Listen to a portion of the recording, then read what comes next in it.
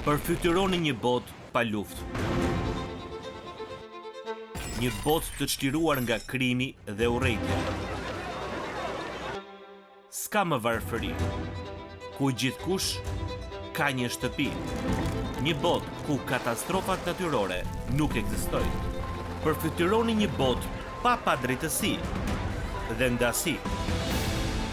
Përfytyroni një jetë pa shqetësime ose frikë. Një kohë e tillë po vjen, kur bota do të njohë harmoninë e përkryer. Një ditë nuk do të na duhet që të përballojmë vështirësi, por mund të jetojmë një jetë me paqe dhe gëzim të përsosur. Dhe ajo ditë mund të vijë më shpejt nga sa mendoni.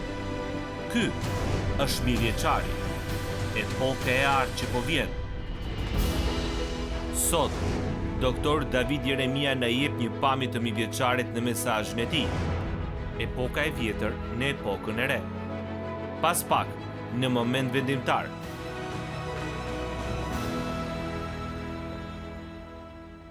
Dy grupe njerëzish do të shkojnë në mijëvjeçar, në periudhën 1000 vjeçare.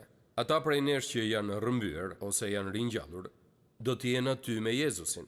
Nëse jeni një krishter sot, ju do t'jeni në 1000 vjeçare, nuk keni pse bëni asgjë për këtë, thjesht do t'jeni. Nëse vdisni më përpara ose Jezusi rikthehet më parë, ju do të shkoni në parajs. Por kur ai të kthehet sërish në fund të mundimit të madh, ne do të kthehemi bashkë me të dhe do të jemi në 1000 vjeçar.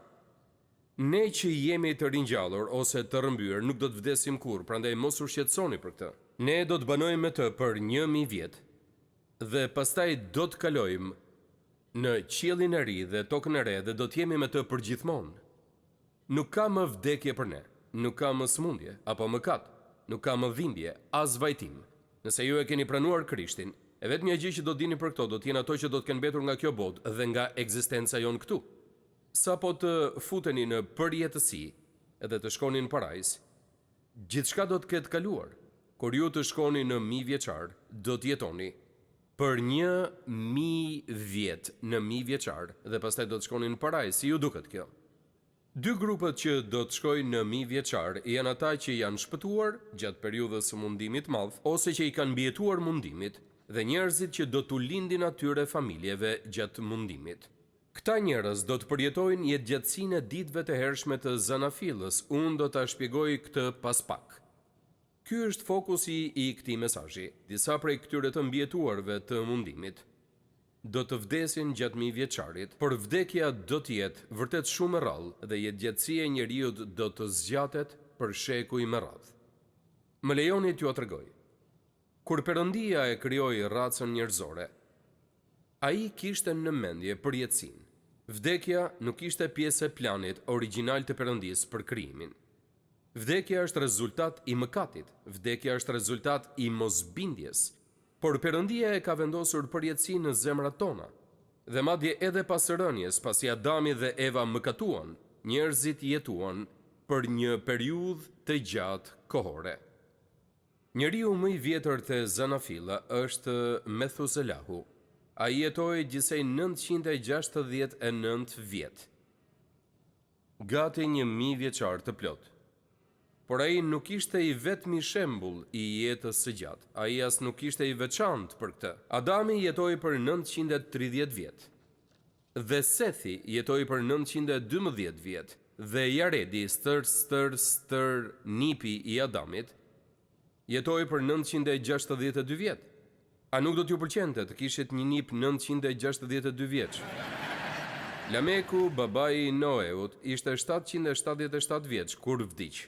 Dhe këtë e anashkalojmë për shkak të asaj që ndodhi. Noeu ishte 600 vjeç kur Perëndia e përmbyti botën.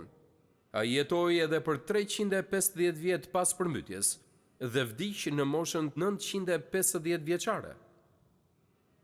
Pra çfarë duhet të mendojmë për shifra të tilla? A janë këto egzagjerime me qëllim për të treguar staturën e këtyre njerëzve të mëdhenj?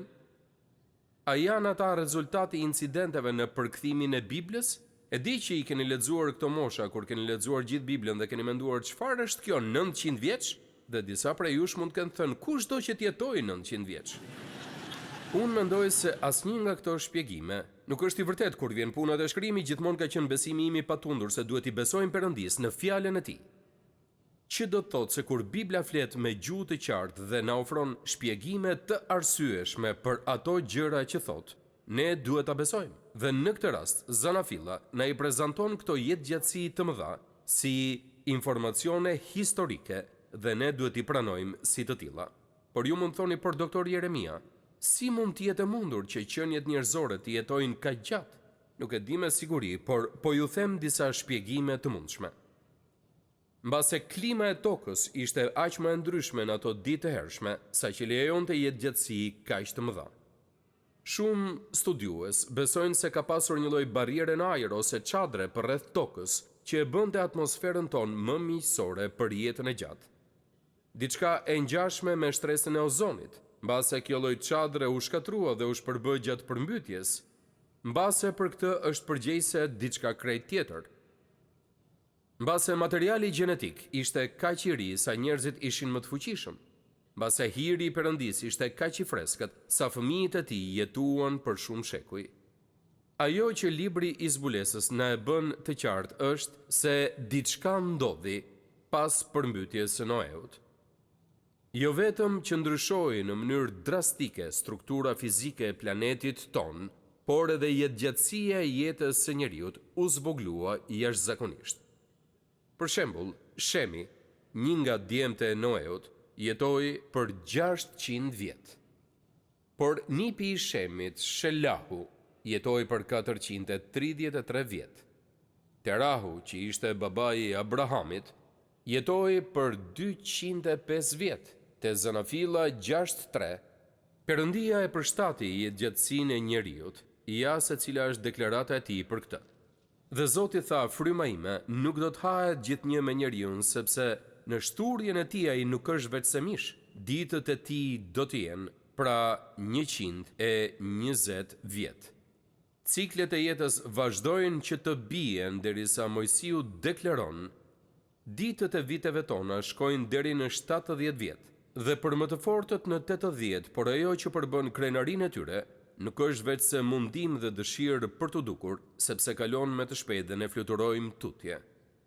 Biblia thot se pas të 70-ave, jeta bëhet e vështirë. A më dëshmon njëri për këtë? Që nga jetët e gjata me shekuj të jetët e shkurtra rreth 120 vjet, te 70 dhe 80 vite jetë. Ky është progresi i asaj që ka siguruar Perëndia për jetëgjatësinë e njeriut mbi tokë. Nga jetëgjatësi të mëdha në fillim, pastaj me shkurtimin e jetës sot dhe këtu, te jetëgjatësia përfundimtare në 1000 vjeçar. Pra folëm si fillim se si jeta u reduktua, por le të flasim pak tani se pse do të ketë njeri për të rritje të jetëgjatësisë. Lavdi Zotit, gjëra do të jenë ndryshe gjatë 1000 vjeçarit. Po ju them disa arsye sepse kjo do të jetë e vërtetë. Tashmë kemi mësuar se djalli do të jetë i lidhur. Toka do të bëhet sërish ambienti më i shëndetshëm që mund të përfytyrojmë për jetën njerëzore. Perëndia do të zgjasë jetëgjatësinë e burrave dhe grave që do të kalojnë mundimin e madh dhe që do të lindin fëmijë. Jetëgjatësia e njeriu do të zgjatet sërish siç ka qenë në ditët e hershme të Zanafillës, që të mund të shijojnë të mirat që do të vinë. Krishti do të jetë qendra e mbretërisë së 1000 vjeçarit dhe do të sundoj që nga froni i paraardhësit të tij Davidit në Jeruzalem. Fuqia dhe autoriteti i tij do të rrezatohen për gjatë gjithë mbretërisë, për përfitimin e kujdo që është qytetar aty.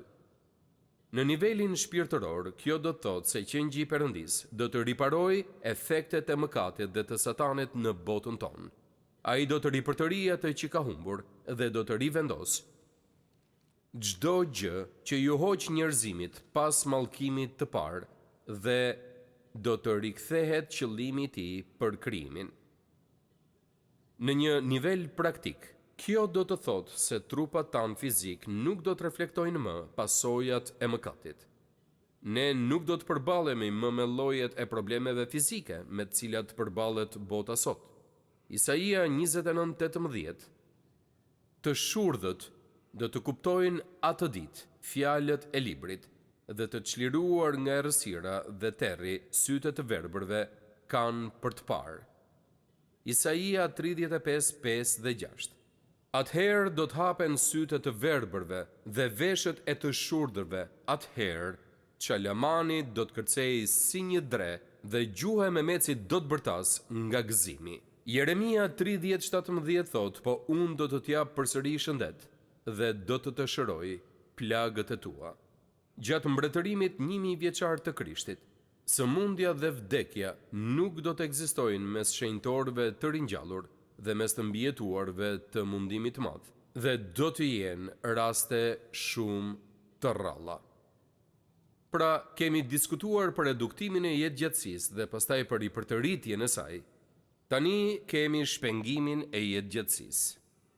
Në vitin 1900, jetëgjatësia mesatare e qytetarëve të Shteteve të Bashkuara ishte 47 vjeç. Për më shumë se një shekull, ky numër u rrit, duke arritur majën në vitin 2019, kur jetëgjatësia mesatare e qytetarit të Shteteve të Bashkuara ishte 79 vjeç. Goxha përmirësim, por ky numër ra në mënyrë drastike gjatë dhe pas Covidit, dhe që nga viti 2021 jetëgjatësia mesatare tani është 76 vjeç. Pavarësisht përpjekjeve më të mira të ekspertëve të mjekësisë, ka shumë pak mundësi që ndonjë nga ne të bëhet një Methuselah tjetër. Por e gjitha kjo do të ndryshojë gjatë 1000 vjeçarit. Në atë epokë, jetëgjatësia e njeriu do të rikthehet niveleve të parapërmbytjes. Madje edhe më mirë, jeta e të shpenguarve që do të sundojnë këtë botë me Krishtin, do të rikthehet niveleve të paraedenit. Ne edhe një herë do të jetojmë përgjithmonë. Është njësoj si kur historia të ketë përmbushur një cikël të plotë. Sasia dhe cilësia e viteve tona edhe njëherë do të zbuloj mirësinë e krijuesit ton dhe do të pasqyroj projektimin e tij të patmet. Ja se si e përshkruan Isaia këtë. Nuk do të ketë më në të asnjë fëmijë që të jetojë vetëm pak ditë, as plak që nuk plotëson ditët e tij, sepse njeriu do të vdes 100 vjeç. Pra 100 vjeçari do të quhet thjesht fëmijë. Dhe mëkatari që nuk arrin të 100 vjetë do të quhet i mallkuar. Jo vetëm që njerëzit do të jetojnë shumë më gjatë, por do të ketë edhe një rritje të pamas të lindshmërisë, teksa ata që i kanë mbijetuar mundimit do të lindin fëmijë. Jeremia 30 thot, unë do t'i shumoj dhe jo t'i paksoj. Do t'i bëj të nderuar dhe nuk do të poshtrohen më. Bijtë e tij do të jenë si më parë dhe kuvendi i tij do të bëhet i qëndrueshëm para meje. 1000 vjeçari është koha kur ne do të fillojmë të përjetojmë destinacionin ton të vërtet. Projektimin ton të vërtet. Përmes fuqisë së Zotit ton Jezus Krisht dhe nën autoritetin e mbretërimit të tij, jeta jon do të zgjatet ndër shekuj të tërë, me vetëm premtimin e parajsës në horizont. Por lind një pyetje. Kjo është fantastike dhe kjo do të ndodhë një ditë dhe lavdi Perëndis që ai do të sigurojë gjatë 1000 vjeçarit. Por çfarë duhet bëjmë deri atëherë? Dikush më tha disa vite më parë se ne kemi 3 mundësi për këtë si njerëz. Ne mund të raskapitemi, të ndryshkemi ose ta jetojmë jetën. Disa njerëz raskapiten dhe nëse nuk bëjmë kujdes, këtë do të na bëjë jeta edhe ne. Është e mundur që ta raskapisësh trupin njerëzor përpara se t'i vi koha. Më kujtohet kur hyra një herë në zyrën e një kiropraktikanti kur ishim në Fort Wayne dhe në mur vura re një tabelë. Nëse e lodhni këtë trup, pastaj ku do të jetoni? Pyetje me vend. Disa njerëz raskapiten, disa të tjerë ndryshken. Këta njerëz nuk lodhen, ata thjesht nuk bëjnë asgjë dhe janë si një makinë e vjetër që është lënë jashtë, pa mbrojtje fare, ajo thjesht ndryshket dhe shuhet. Dhe pastaj kemi disa njerëz që jetojnë, dhe ky është plani i Perëndis për ne, që ta ruajmë këtë jetë që ai na ka dhënë. Dhe megjithse nuk janë 1000 vjet, por jeta është e bukur. Dhe çdo ditë duhet ta konsiderojmë si një dhuratë prej tij dhe të jemi falënderues. Dhe duhet jemi shërbëtor të mirë në jetë, të punojmë fort për të rregulluar problemet me të cilat përballemi, të mos dorëzohemi kurrë apo të themi mirë kaq ishte, unë po hiq dorë. Dhe duhet bëjmë çdo gjë që mundemi për lavdinë e Perëndis dhe të jetojmë sa më gjatë që të mundemi, duke ditur se kur kjo jetë mbaroj, do të bëhet më mirë. Ky është qëndrimi që duhet kemi. Tani, në Bibël janë disa gjëra për të cilat mund të mos jeni në dieni, edhe pse unë isha në dieni të tyre, nuk kam qenë në dieni për këtë që do të ndaj me ju tani. E di që në Bibël është një varg që thotë se nëse bën këtë gjë do të kesh një jetë të gjatë. Por këtë javë zbulova se janë mbi 20 pasazhe në Bibël që e thonë këtë, mbi 20. Dhe këto pasazhe gjenden kryesisht në librin e fjalëve të urta dhe të psalmeve. Dhe më duhet t'ju shpjegoj se janë fjalë të urta dhe nuk janë premtime. A e dini ndryshimin mes një fjale të urtë dhe një premtimi? Nëse nuk e dini, do të pështjelloheni kur të lexoni fjalët e urta. Libri i fjalëve të urta janë thënjet e mençura të Solomonit dhe janë thënie për jetën siç është zakonisht. Po ju jap një shembull. Shumë prej jush, nëse keni probleme me fëmijët tuaj, do të drejtohen te një varg që thotë mësoji fëmijës rrugën që duhet të ndjek, dhe ai nuk do të largohet prej saj edhe kur të plaket. Por pastaj mund të bëni atë që thuhet këtu dhe kjo të mos ndodh. Pra çfarë ndodhi me librin e fjalëve të urta? Ai më bëri një premtim, por ky premtim nuk u mbajt. Libri i fjalëve të urta nuk ju ka bërë një premtim, aty thuhet se kjo mund të ndodhë normalisht. Kemi premtime, kemi edhe fjalë të urta. Dhe këto deklarata për jetën e gjatë janë fjalë të urta. Janë fjalë të urta të rëndësishme që na japin mësime për cilësinë e jetës sonë. Prandaj, është sikur të shkoni në një seminar dhe të mësoni se si të bëni disa gjëra për t'ju ndihmuar në jetën fizike. Këto janë si seminare të shkurtra se si ta jetojmë jetën dhe na tregojnë gjërat që nderon Perëndia nëse i bëni. Unë nuk do t'i lexoj që të 20 ato sepse nuk kam shumë kohë. Prandaj kam zgjedhur 10 të preferurat e mia. A jeni gati? Le të fillojmë. Numri 1. Zbatoni urdhërimet e Perëndisë. 1 Mbretërve 3:14. Në rast se ti ecën në rrugët e mia, duke ju bindur statutet dhe urdhërimet e mia, unë kam për t'i zgjatur ditët e tua. Numri 2. Thoni të vërtetën. Kjo është e çuditshme për botën në të cilën jetojmë. Kjo fshin çdo televizion lajmesh që mund të gjeni, vërtet. Te Psalmi 34 janë përmbledhur 3 parimet për jetën e gjatë dhe parimi i parë është që të thuash të vërtetën. Cili është ai njeri që dëshiron jetën dhe do ditë gjata për të parë të mirën? Mbaje gjuhën tënde larg së keqes dhe buzët e tua të mos thonë gënjeshtra. Njerëzit që thonë gënjeshtra rrezikojnë që të mos jetojnë aq gjatë sa munden. Numri 3, largohuni nga e keqja. Cili është ai njeri që dëshiron jetën dhe do ditë gjata për të parë të mirën? Largohu nga e keqja dhe bëj të mirën. Psalmi 34, 12 dhe 14. Kërkoni paqen, ky është parimi i mirë. Cili është ai njeri që dëshiron jetën dhe do ditë gjata për të parë të mirën? Kërko paqen dhe siguroje. Mos u bëni ngatrestar, bëuni paqebërës. O, e di që kjo nuk duket si diçka që duhet ta thuash në kish, por ne duhet ta themi në kish, më shumë nga sa duhet ta themi në çdo vend tjetër jashtë saj.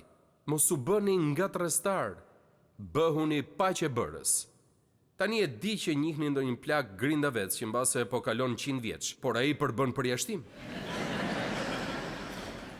Numri 5, më pëlqen ky parim. Duajeni Zotin.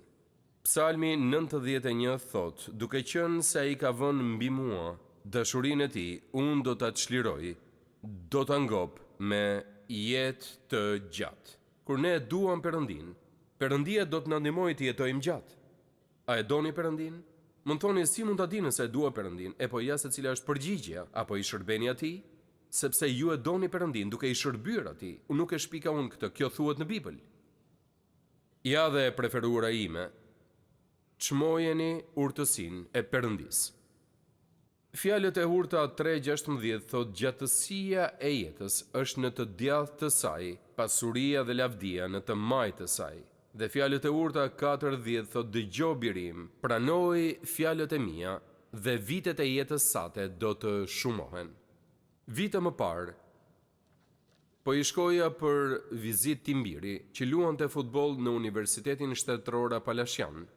Dhe gjatë kohës që isha aty, takova trajnerin kryesor, një burr që quhej Jerry Moore, i cili ishte i krishterë.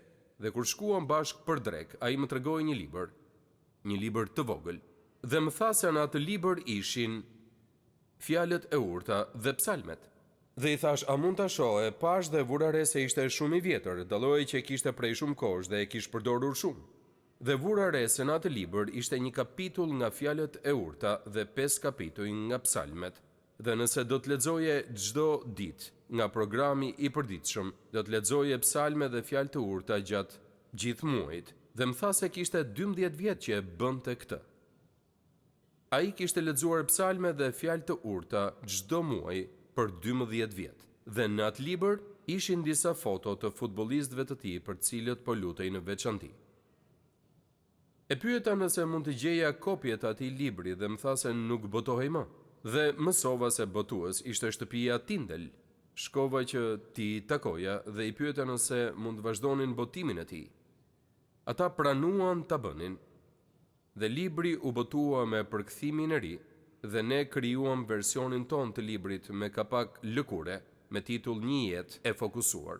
Dhe këtë arrita ta bëja të mundur para disa vitesh dhe këtë e kemi ende në shërbesën tonë. Nëse jeni të interesuar, mund të telefononi aty, të dërgoni emaila, diçka tjetër. Dhe këtë libër mund ta merrni dhe ta përdorni, e merrni këtë me vete, e mbani në xhep, e mbani në çantën tuaj çdo ditë. Shikoni thjesht datën në kalendar, sot është data 4. Mund të lexoni çdo gjë për datën 4.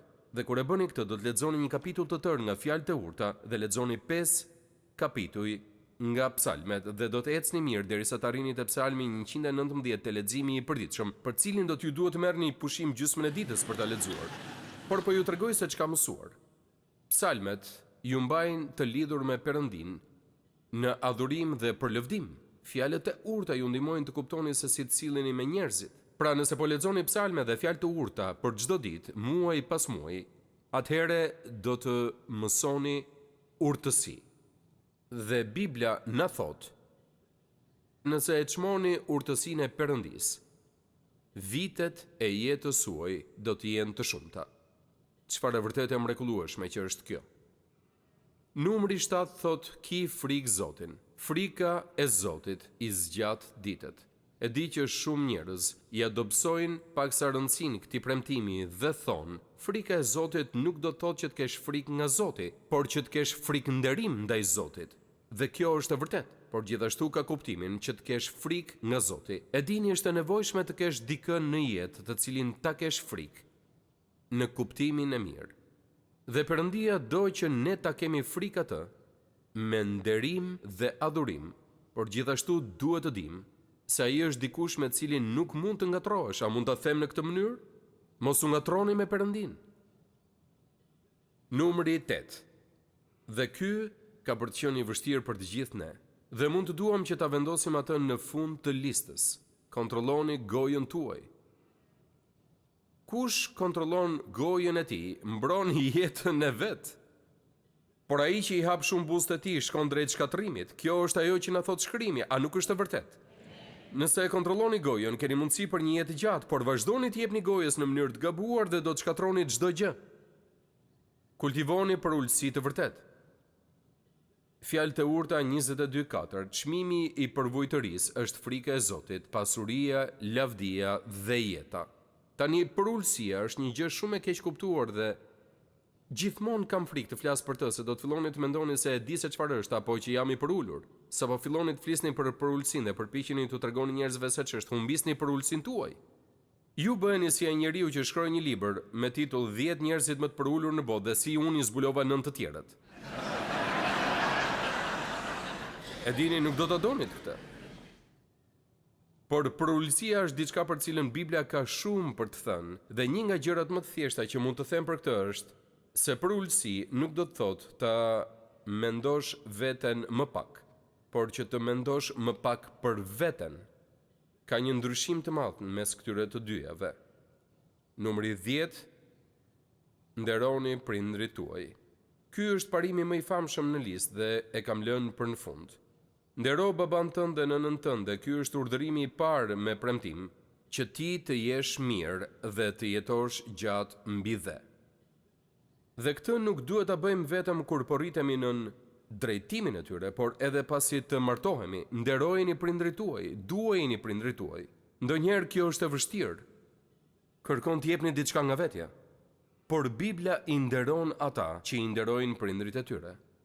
Kjo është ajo që na thot shkrimi. Tani kemi 10 gjëra në Bibël, të cilat kanë një gjë të përbashkët në vargjet e tyre që janë ditët e gjata ose jeta e gjatë.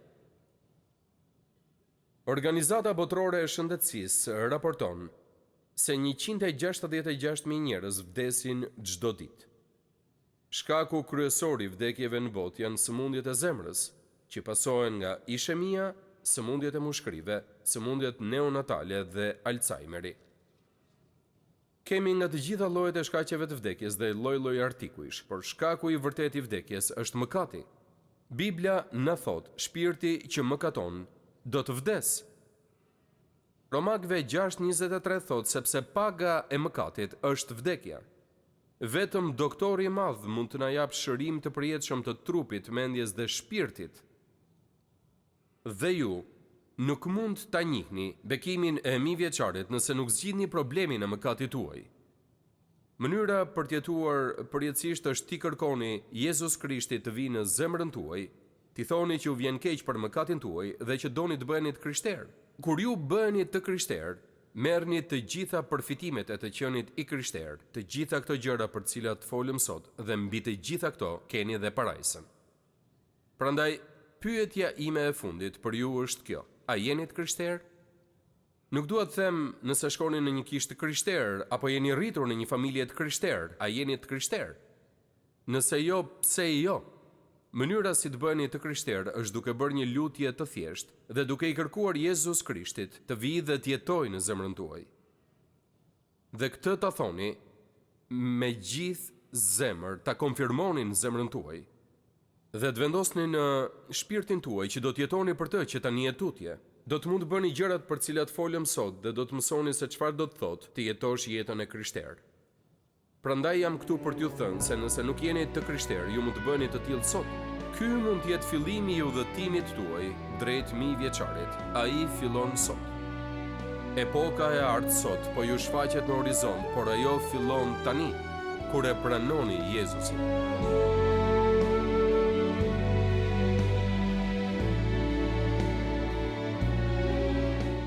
Faleminderit që ishit me mua sot në moment vendimtar.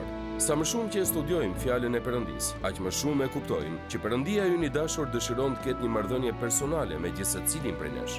Nëse ju do doni që të filloni një marrëdhënie me të, hapi i parë është që të pendoheni për mëkatin tuaj dhe t'i kërkoni Jezus Krishtit që të bëhet Zoti dhe shpëtimtari juaj. Sapo ta merrni këtë vendim për të pranuar dhuratën e Perëndis për shpëtimin, do të fillojë udhëtimi juaj me Perëndin si një krijesë e re në Krishtin.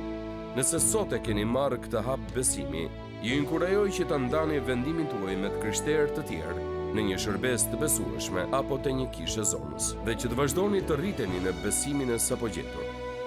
Perëndia ju bekoft ndërsa filloni ecjen tuaj me Perëndin. Pres me padurim që të shihemi herën tjetër këtu në moment vendimtar.